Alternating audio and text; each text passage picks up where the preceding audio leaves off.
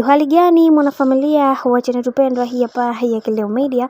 Kama ndo mara yako kwanza basi usisahau kusubscribe, kulike, kushare pamoja na kucomment bwana.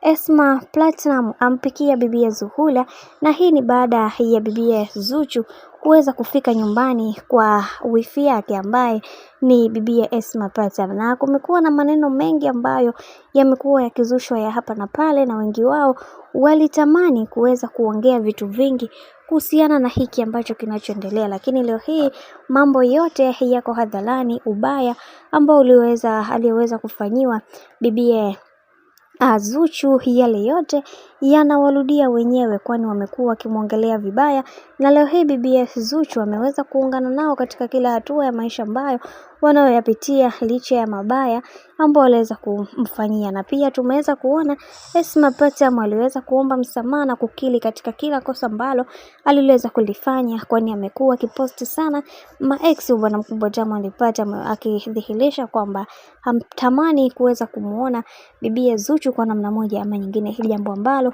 liliwafanya mashabiki wengi waweze kumwongelea vibaya na kumpa sifa mbaya kwa tabia ambayo aliyeweza kuifanya, na wengi wao wakasema kwamba huyu si mtu mzuri na hatakiwi kabisa kuweza kupewa kipaumbele kwa namna moja ama nyingine, na hii ni kutokana na tabia ambayo aliyokuwa nayo. Lakini leo hii Esma Platinum ameweza kunyoosha mikono juu na kuweza kuungana na wifi yake ambaye ni bibia Zuhura, ili kuweza kutengeneza jambo jema ambalo huweza kuwazunguka kwa namna moja ama nyingine. Na pia tumeweza kuona baadhi ya watu wengi walipendezwa na hiki ambacho alichoweza kukifanya dada yetu kipenzi Esma Platinum, na wengi wao wakasema kwamba ungekuwa toka awali hivi nafikiri tungefika mbali sana, lakini kuna mambo mengi unatakiwa kuweza kuyaacha, kwa sababu ukiendelea na tabia hiyo basi utateseka sana katika maisha yako. Lakini pia yote ambayo